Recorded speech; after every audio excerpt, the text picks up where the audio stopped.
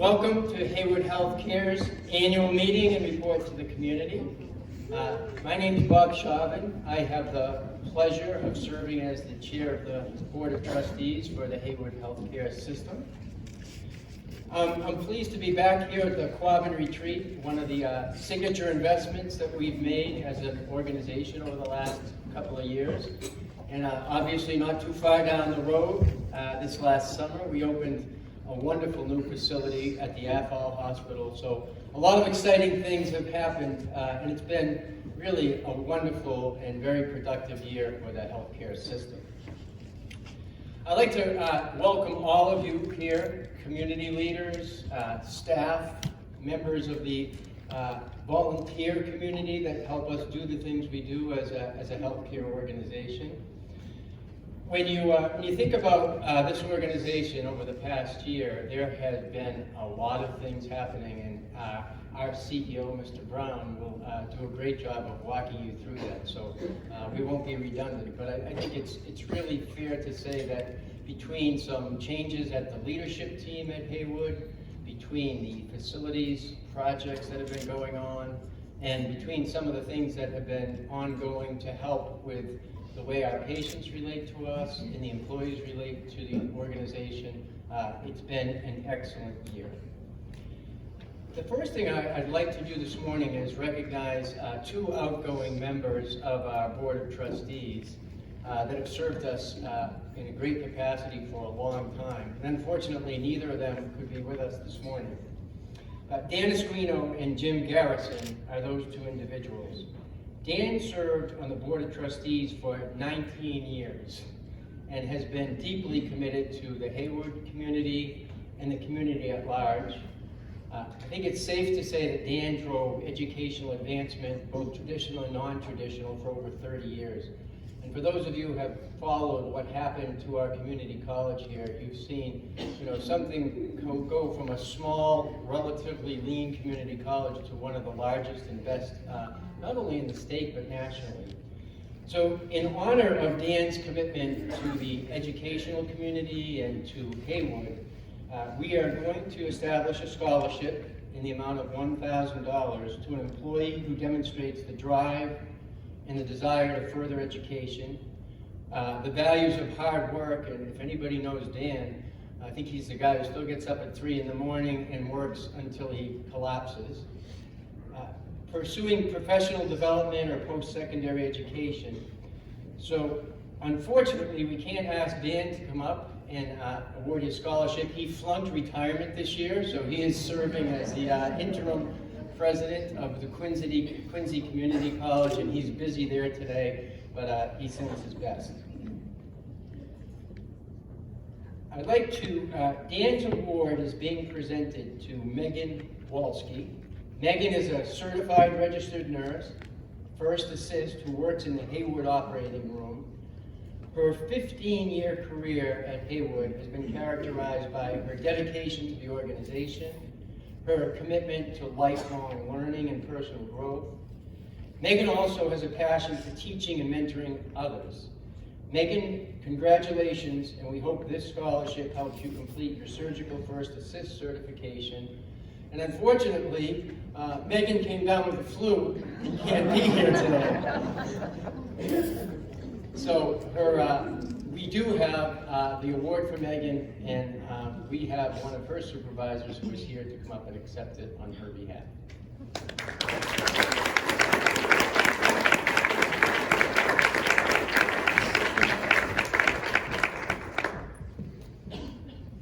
Thank you very much. Megan regrets that she could not be here, and she sent the following that she would like me to read to you. I want to thank each and every of you for the scholarship. I am truly grateful. I will be using it towards renewing my certifications, obtaining new certifications, and continuing education. I am deeply committed to serving the members of our community and strive to make our surgical services department a center of excellence. Heywood Hospital is more than just my place of employment. This is where I learned the important life lessons, grew professionally as a nurse, forged lifetime friendships, and the place where I gave birth to my children. My commitment is not motivated by monetary means, but rather personal interest. I work with such talented group of nurses, surgeons, anesthesia providers, surgical technologists, and aides. Each day we challenge each other to be better. It is a privilege and honor to care for patients in the time of their need.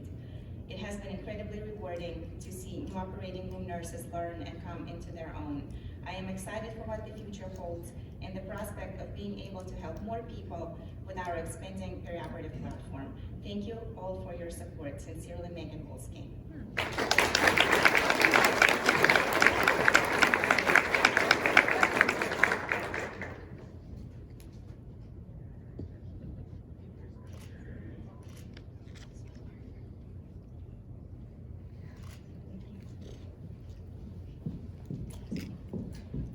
Thank you very much. Our next outgoing trustee is Jim Garrison. And unfortunately, Jim could not be here with us today, but Jim has served on the board for 14 years. And if you know anything about Jim and his commitment to the community, it runs deep. As demonstrated not only by his community engagement with Heywood, but his community engagement in many other ways.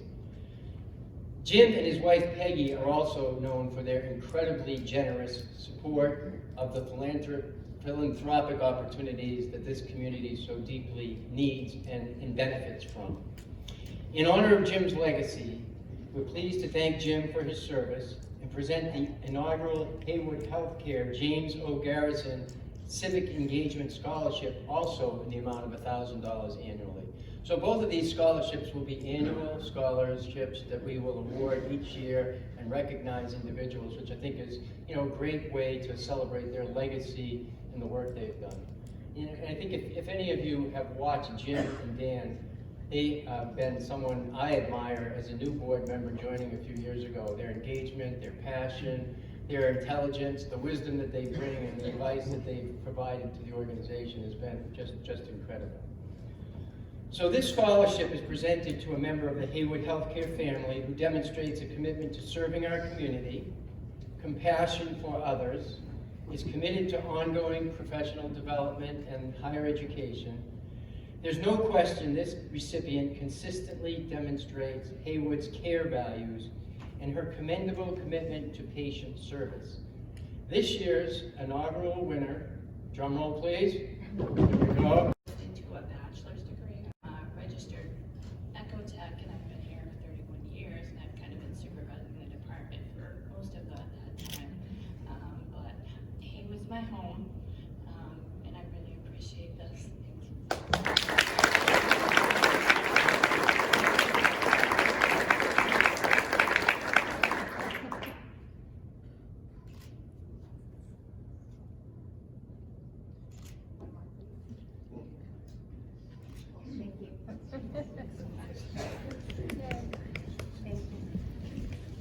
Well, it's great to have the chance to honor a couple of outstanding employees. And one of the things I always realize as I walk through the halls of Heywood and the organization is there's just a lot of great people, right, that work really hard every day.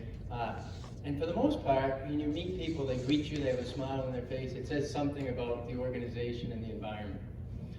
So we will move now quickly to a very brief business meeting of our Board of Trustees to vote on several items that will keep the hospital on track until our next formal and more lengthy board meeting. So I'd like to hereby convene the joint meetings of Heywood Healthcare, Athol Hospital, and Heywood Hospital. As my first order of business, it is my pleasure to welcome two new board members. I'd just like them to stand up and be acknowledged. Nikki Mooreshead, over here. Tom King, in the back. The Hampshire guy in the back here. Both of them have been involved with the hospital, participating on various committees, and have really demonstrated their passion, and we're really glad to have and welcome them to the board. So the next order of business is the one that we will go through very quickly. My fellow board members, you previously received the consent agenda for minutes of our previous board meeting, Finance Committee meeting, Compensation Committee meeting, Medical Executive Committee meeting, and Heywood and Athol Hospital's Medical Staff Credentials Committee recommendations and minutes for those respective meetings. So if you think nobody's doing anything around here, You know, there's a few things going on. But I will accept a single motion to accept all of those as presented for all corporations in an effort to keep this portion of the meeting brief. So do I have a motion to accept as presented? I have a motion from Roy. Do I have a second? Second. I have a second from Ken. Any discussion? All in favor, say aye. Aye. Any opposed? The motion carries. So there is no other formal business for our board meeting, as I said, until our next meeting. So at this time, it is my true pleasure to welcome Wynn Brown, your CEO, and someone who has demonstrated really great vision and helped this organization continue to move forward. And Wynn's going to share with you a lot of the things that are going on in the past year and the things you can anticipate going forward.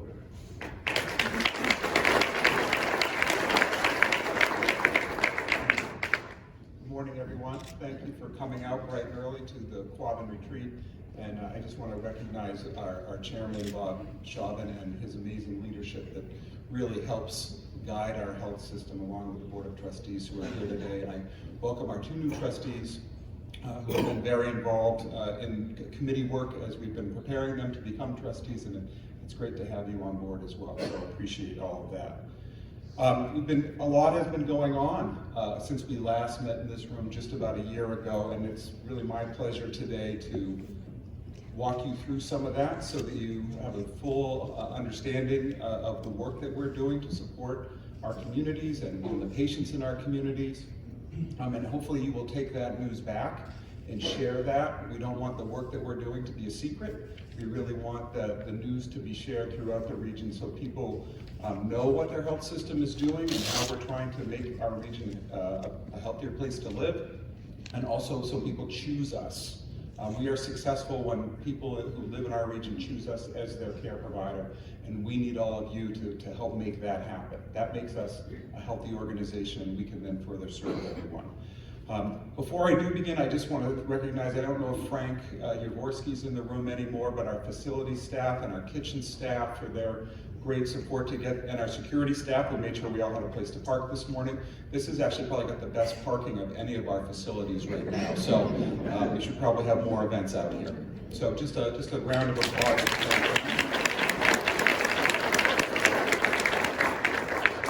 Bob alluded that we have, from a leadership team perspective, we have made some changes and additions to our team as well. Tina Santos, who was our longtime CNO, left to take a new position in Boston, and we promoted Nora Salavardos to be our Chief Nursing Officer. Nora has been here for 27 and a half years. So if you just stand and recognize Nora.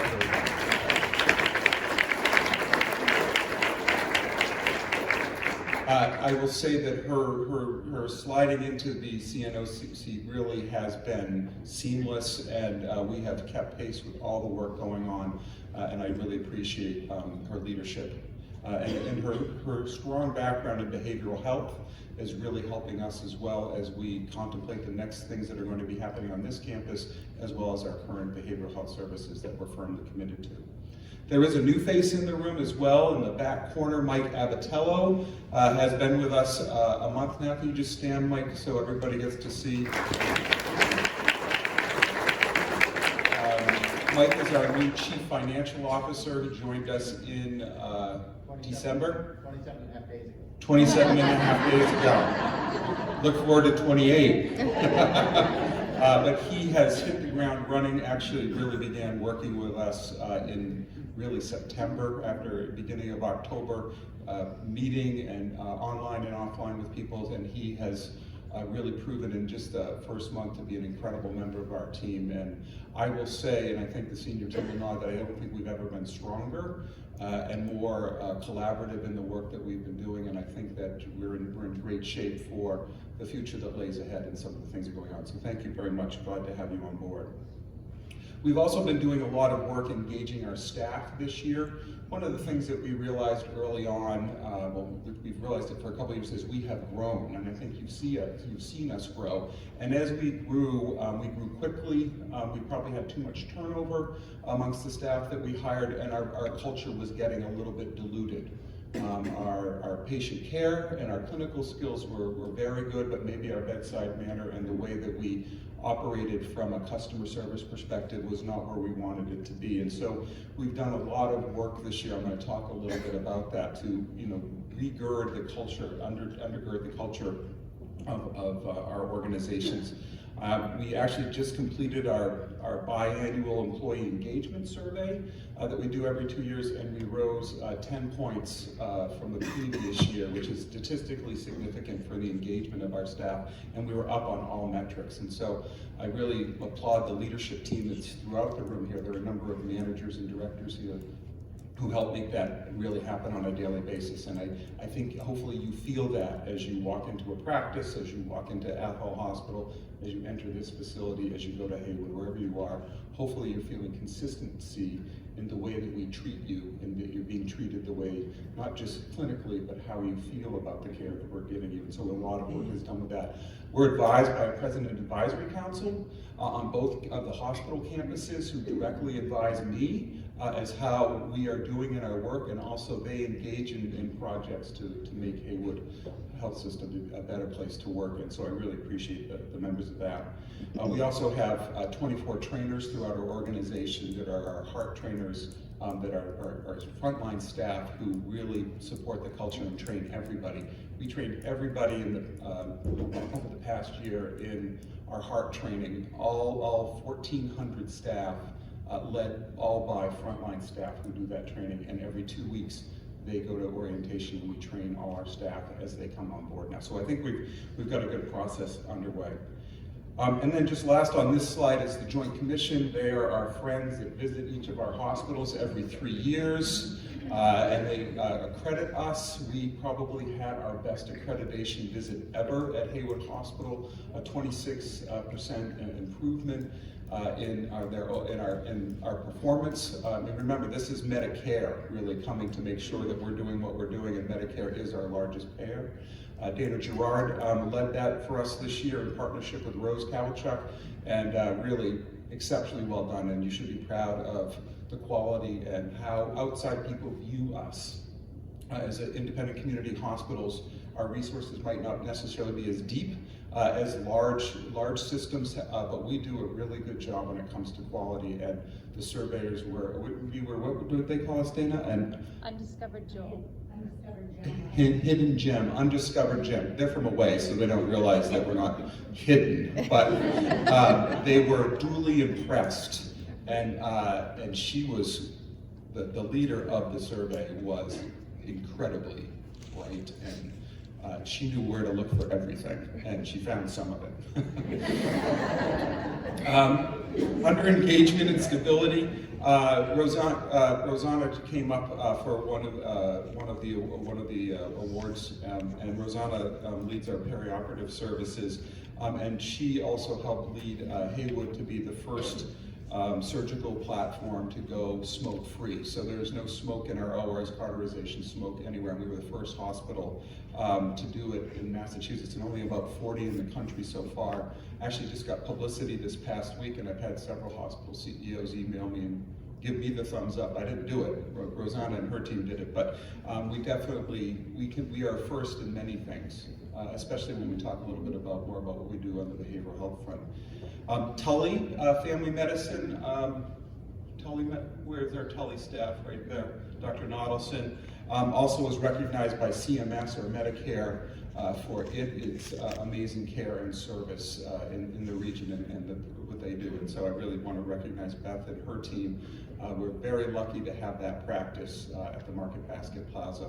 And part of our real commitment to this side of our service area to make sure that there's access to care, and I'll talk a little bit about that. Lean, for those of you in business, we run very lean, but we operate with lean concepts to make sure that we have run very efficiently, have very little waste in our system, to make sure, we run on a very tight margin, and so we are very keen on making sure that what we do well, and we don't overutilize our limited resources, so we're very good at that. We talked about our care values, which you heard are embedded in our scholarships that we just gave out, and that is also part of our ongoing culture work with our staff to make sure that we are living up to our corporate values. Those values were designed and created by frontline staff, again, advising us on what our values as an organization are, and we continue to drive that through. And then I mentioned a little bit about our heart training program. We borrowed, and licensed, borrowed, didn't steal, borrowed from the Cleveland Clinic its culture work around communicating with heart, and that is the platform that we are using. The Cleveland Clinic, for those of you who know, is one of the leading healthcare providers in the country, and also has some of the highest patient satisfaction scores and staff engagement in the country and in the world as well. And so we have used their platform in a licensed fashion to make sure that we can bring those same skill sets to our staff, and hopefully you're feeling that come through, and I just want to thank everybody for supporting that. We have been growing. Tully was one of our first investments in the Athol region, and so when we opened the new Hillis building, which hopefully you have all been in and enjoy, we opened a new primary care practice with Dr. Cruz and Dr. Duda, and really for the first time with the opening of that practice, had true capacity for primary care. When Dr. Nodelson and Dr. McKean then joined her, that practice is very full. And we had retirements happening in this region, particularly with Dr. Matthew with his very large panel, and we needed to make sure we had capacity, and now we do with our primary care and more specialists in this region as well. And on Monday, we opened our first practice in Athol, so at the West River Health Center, Dr. Ashley Warner, who has been incubating her practice at Tully, went live and opened. And so if you live anywhere, but especially if you're in the Orange area and you would like a primary care physician, we now have primary care right there on the western side of our service area. We're very excited to have Dr. Warner, who is a very talented and experienced primary care physician, and also has an interest in geriatric care as well, elder patients, which fits very well with the population we have. So very excited about that. We do have some other plans for Orange as well, and hopefully we'll be sharing those coming up, but we actually may be moving into a new facility in Orange, and so we're trying to make that all happen. I'm looking at Andy Patterson over there who's carrying the ball on that one, so it'll be very exciting. We've been doing system-wide education of our managers. I talked about our new onboarding of all staff to make sure that we have the same information and the same skill set. One of the exciting things that happened, which is we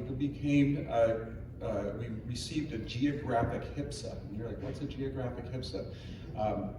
That is a health provider shortage area designation from the government, which allows us to get better reimbursement for the care that we provide. It also gives us an opportunity to have our healthcare providers have better access to tuition reimbursement. So it's a great thing for us to have. We had a population-based one, which isn't as robust, and late in the year we received our geographic HPSA. And part of that was the addition of Winchendon to the health provider shortage area. And so we are going to be able to transition the Winchendon Health Center to a rural health center, which Tully is and which the Athol practice is becoming, which will ensure it has strong reimbursement so that we can keep that health center open and we're operating. So don't be surprised sometime later this year if the Winchendon Health Center sign says a Department of Athol Hospital, okay? It's still the same place, everything's the same, but it will actually, to make it all work, will become most likely owned by Athol Hospital, just like Tully is technically owned by Athol but operated by the medical group. Important things for us to do. It seems like a little thing. It was a heavy lift to get it done. The Department of Rural Health really stepped up and helped us get that done, and so we're very proud of that. We also get graded by Leapfrog. I know it's a funny name, but we pay close attention to it, and it looks at our quality and our safety.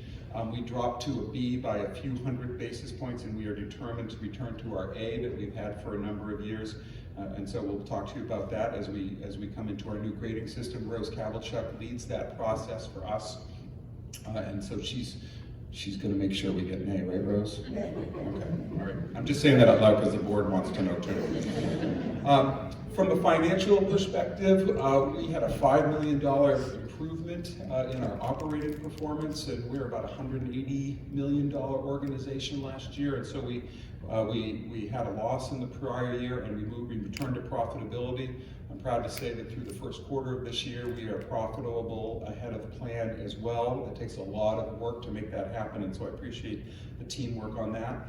Also behind the scenes, we consolidated our 4 mortgages for all our different pieces of real estate and did a $50 million refinancing of our debt. We took advantage of the historically low interest rates, like probably many of you in this room have done at home, to refinance, and we got a better rate and better terms for our debt, and also have the resources now to do a total energy retrofit of Heywood Hospital. And Heywood, while we run well and we've done a lot of things, we have a very old fiscal plant, don't we, Frank?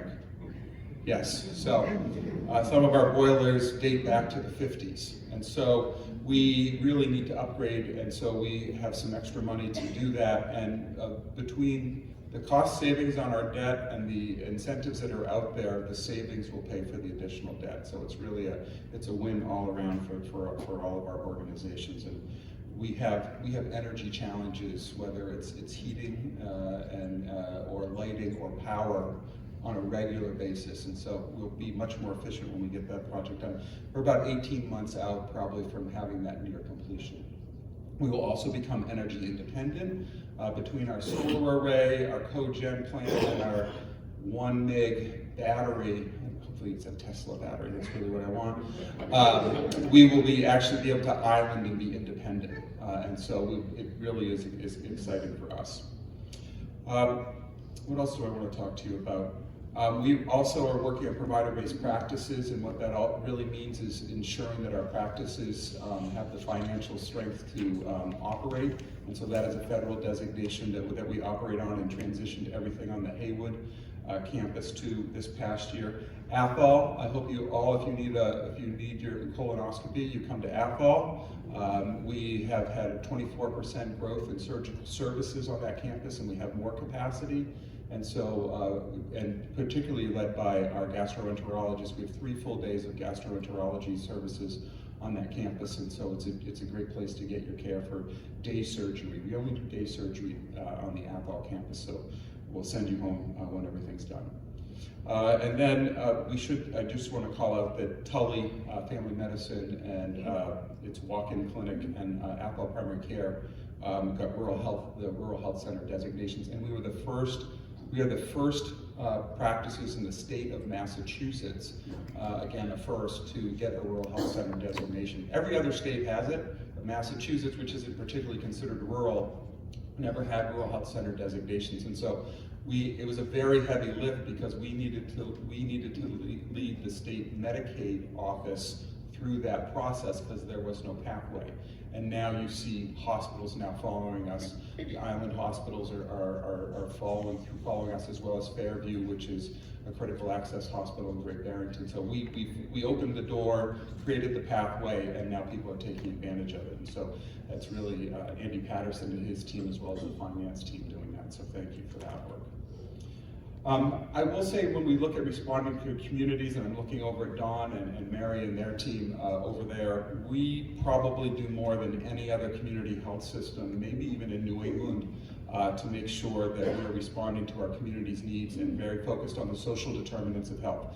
And we've been saying social determinants of health for a decade, but now it is really common parlance and everybody's focusing on it, but we were really early to the game on that. And so one of the new things that we are doing, very focused on the young people in our region, and so we do a lot of things focused on sort of birth through high school, because we feel that if we focus on the next generation in our community and we give them a healthy start, we will be a healthier community going forward. And so we invest a lot. And so we have been working on our new program called Handle with Care, which is a national model which helps children who experience trauma We have, as you know, one of the highest levels of child maltreatment in the state, and the trauma-exposed youth are very high. And so this program, working with law enforcement, with the medical community, with the schools, making sure that we have a way to identify children who experience trauma and that we can support them. And right now, that previous to this did not exist. If a child experienced a domestic violence situation in their home and the police were involved, the school nurse had no way of knowing, their doctor had no way of knowing. There was no system to make sure that we could care for them. And so that system is being put in place right now. Training's happening right here at the Quabbin Retreat. This campus actually has turned into be really a regional training center for a lot of not-for-profit programs and social service agencies, because we're one of the few places that has a large gathering spot and also has food service in our region. And so we didn't plan it to be that way, but it has naturally occurred, and we're very happy to do it. And so those trainings have been happening here. We've trained over 1,000 people in Narcan, the use of Narcan, QPR, which is question, persuade, refer, which is a suicide way to speak with people who might be contemplating suicide and having that skill set of what to do. We train every single staff person who joins our family in that so that they can not only use it in their daily work, but take it to their community. Mental health, first aid, and CALM training. So we're training constantly people in our community. We are a zero suicide organization, so there's a lot of work to make sure that we have the tools and skills and policies and procedures to make sure that no one in our region dies from suicide, and so we're working very hard at that. And then on this campus, we have our day-to-day treatment program that operates here. Obviously, McLean is on our campus, providing residential addiction treatment and recovery. Our telebehavioral health services are based on this campus. We have telebehavioral health services in 3 of our high schools, and then 2 more of our high schools also have care navigators that are also extensions of our guidance counselors to make sure kids who need services don't fall between the cracks. And so it really is amazing. We actually are a national model around telebehavioral health services, and we're presenting to the Mass Hospital Association this week. And at the State House last week again. And so everybody's turning to us to figure out how to do telebehavioral health services, especially in the school systems. And we are pushing hard to make sure that the state finally passes legislation so that we can get adequately paid for it. Once that happens, and remember, I think I said this last year, we're still one of 10 states that don't have behavioral health service legislation. Once that happens, the floodgates will open, and we are going to be able to do so much more, not just in the schools, but also in our practices. And so I appreciate the leadership on that. We have been growing a new service line as well. Is Rhonda here? Is Rhonda here today? Want to just stand up? So if any of you have a company that needs occupational health services, Rhonda is your person. And we've always provided some level of occupational health services. Really, in Athol, we would do a lot of drug screenings for employers, and we did some of it ourselves. But Rhonda has taken that from 8 contracted companies to 51, maybe 52 since we last talked. And so that is really allowing us to serve our employers in our region, keep care local, and really an extension of the services we've been doing for a long time. And so it's a great growth niche opportunity for us, and so I appreciate what's happening there. I've talked about telebehavioral health services. We also opened our second school-based health center at the ACES Elementary School in Athol. We've been in Winchendon for 17, 18 years. And so this is our second one, and we're very excited about having that open and serving the Athol schools. So if we could figure out a way to afford to do this, we would have one in every school. The challenge is the reimbursement around and the requirements around school-based health centers really make it a challenge to do that. But it's not saying that it's not a dream of ours, and we're going to try to figure out how to do it down the road. We're here next door to Athol, and the big headline story of the year was the opening of the Hillis building and the stair emergency department. I just love walking into Athol now. I think it is what we dreamed for this community. It was the promise that our board made, to the Athol board that if we could do it, we would, and we did. And I think Athol now is on the road to have one of the nicest community hospitals really in New England, and I think that's been our goal. Tina Griffin is leading that campus and does just a fantastic job. If you've been looking, if you've come into the hospital lately, we have been full. We run at 18 beds at Athol, and we have been running at or near capacity for the past month. The flu is here, and if Jeannie Sanborn was in the room, she'd tell us the B strain of the flu is driving those admissions, and so great to have that there. And on Monday, we are expecting the Department of Public Health at Athol to come in and approve its new imaging center, its new radiology department. We're ready, we're just waiting for the state, which seems to be some hurry up and wait, happens a lot, but we will then have a brand new state-of-the-art imaging center for the community that is just waiting to be turned on and lit up, and so very excited about the things that are happening at Athol. We've also, continue our commitment to behavioral health, and we have been making major investments in our Jerry Psych unit and our adult mental health unit on the Heywood campus. There are very stringent new regulations around anti-ligature requirements, so all our doorknobs, all our shower doors, all of our doors, anything where someone could potentially hang themselves, there's a whole new level of requirement, and so we have been making about a $250,000 investment, Frank and his team, to make sure that we are compliant. And it's very hard for us to be compliant because we are dealing with very old facilities. So it's not like we have a brand new facility and we can make easy changes. You are making changes to older facilities, and so that has been very hard work, and we're almost done with that commitment. The highline this year, which you won't necessarily see when you walk in the door, is that we are going to transition to a brand new electronic medical record on October 1st.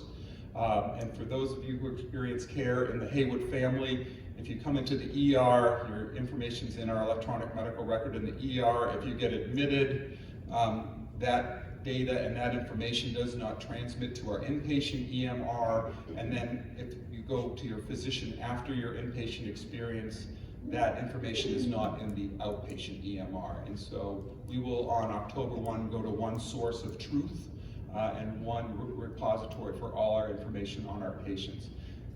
This is an incredibly heavy lift for our organization.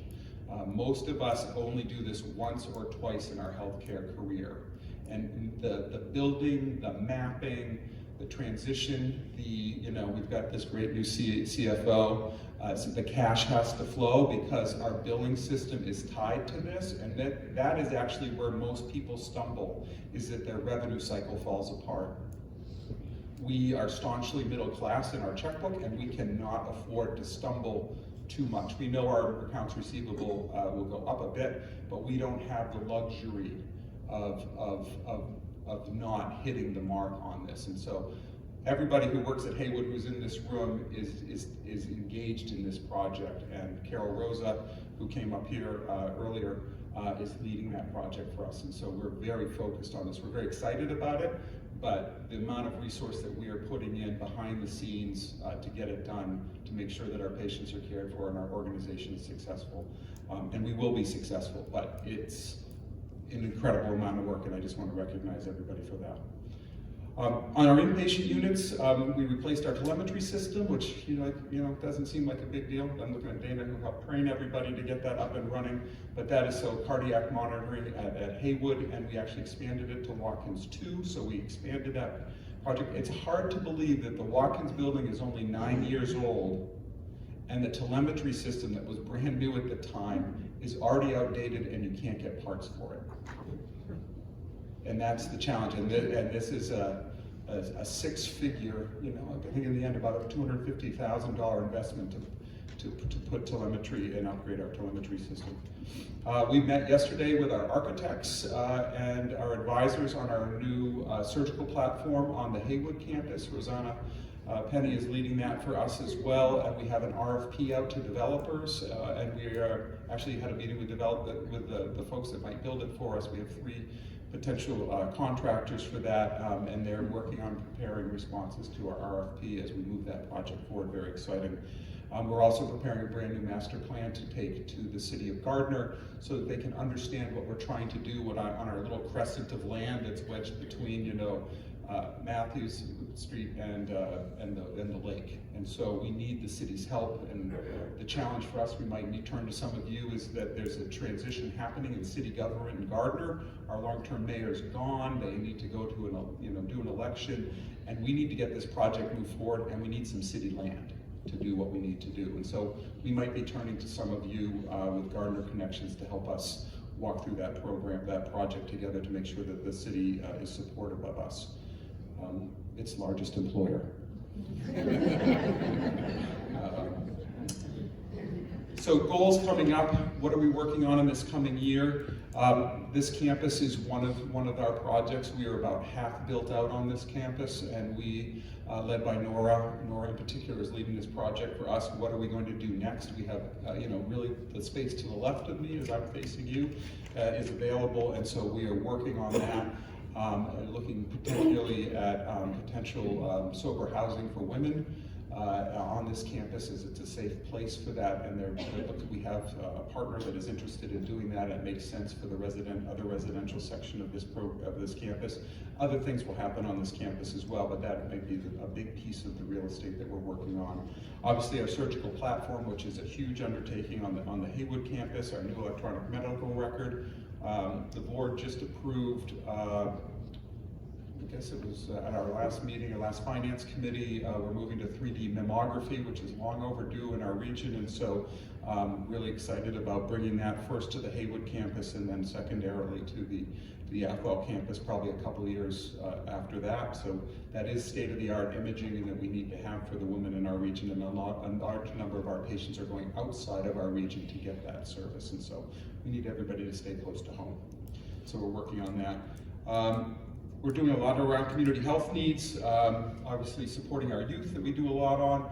Dawn and her team are really also looking at food insecurity and food deserts. In particular, we're looking at Winchendon, which has no access to fresh food, has no supermarket, and there's a lot of projects underway around that with some best practices, and we're looking at that. I actually was just at a conference with Dr. Helen Heenahan, and it wasn't a new idea to Dawn, it was a new idea to me, but this notion of a food pharmacy where you can actually give a prescription for food if you're a provider, if there's food insecurity in the household, and a way to deliver that food to patients. And so another notion out there for us. Obviously, we're focused on suicide prevention. We are seeing improvements and a lowering of our, year to date, or in the past year, of the suicide rate in our region, and we need to keep at it. And so we're very focused on that. Mike Ellis is in the room somewhere, right? Mike leads those efforts for us, and I appreciate that. And obviously addiction treatment. More and more of our physicians have Suboxone licenses, or expanding their Suboxone license so that we can treat patients here locally. We actually have support groups in this region and on this campus for Suboxone as well. And we are also working, there is some efforts for a couple of organizations to bring methadone treatment to this region, which is not currently available. So we're supportive of that work as well. And then Dawn and her team have undertaken and engaged a marketing firm to begin elevating our brand recognition so people understand who we are, what we do, and the quality of our work, and also really promoting some of our signature programs really around orthopedic surgery, bariatric surgery, some of those things that drive our OR platform. And so people have a choice where they're going to get their care, and we want people to choose us. And so I really, in closing, want to thank you for choosing us and for supporting Heywood and all the work that we do. We are a community-owned organization. You own us. And so this is really a report to our shareholders in many respects. If there are things that we could do in the community that you think that we should be paying attention to that we might not be, we are always open for a conversation. Jimmy is very good, especially we were just having a conversation at breakfast this morning around veterans and making sure that we are we can take care of our veterans and that we have insurance coverage for our veterans and things that are changing on that front. If there are things that come to mind that you want us to pay attention to, we are open for a conversation. And I really just thank you for being here today, for supporting us. One of the things that I think we missed on the slide is what's that? Capital campaign. Yes, capital campaign, Dawn. Was there a slide and I just skipped over it? Because I'm looking at you, I'm like, I didn't tell the big news. Right. the big news is that we, this past week, completed the campaign for AFOL and the Hillis building construction. I was going for my big close, and Don's like, you can't forget that. So remember, we're in a major capital campaign, and so the Hillis building and AFOL construction is one of the 3 projects, our surgical platform in this campus or the others. But no surprise, AFOL finished its campaign first. I think that AFOL, you know, going way back to the Save Our Hospital campaign, AFOL is extremely committed to its hospital.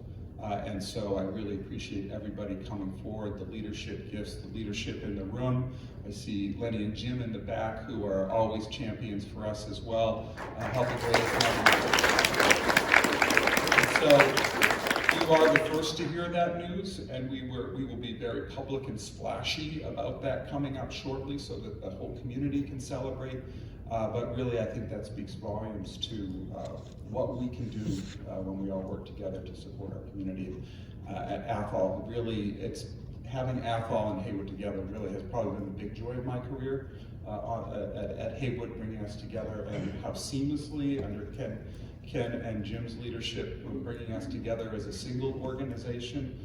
I think if you sat in our boardroom, you would not know who's who, except when we, Roy usually gets a little cheer when something good happens at alcohol and cheating, because we still have our home team, right? But we all work together as a single entity to make sure that we are providing great care. So a lot to celebrate.